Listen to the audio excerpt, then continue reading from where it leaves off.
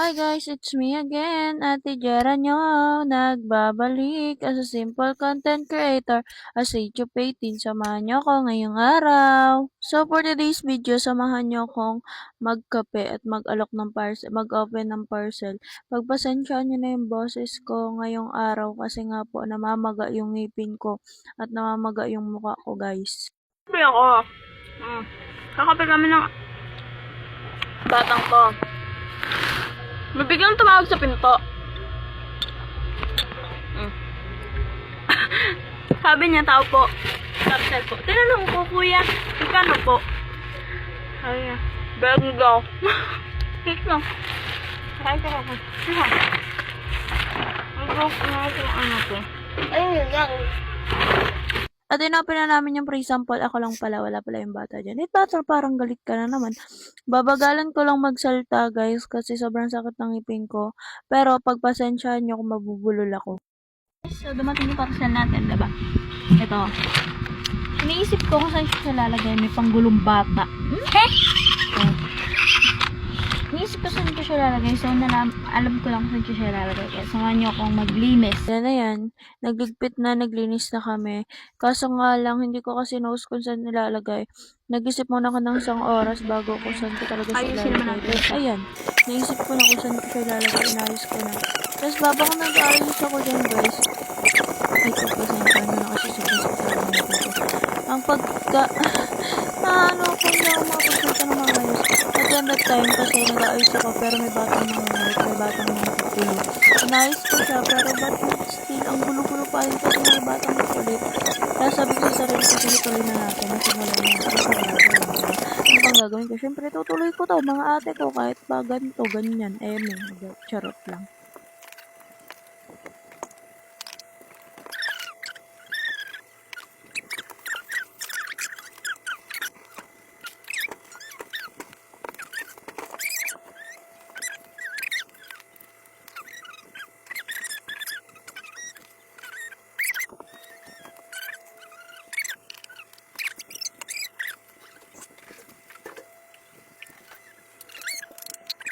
Balot. Ano natin ilalagay yung mga yan? Orange.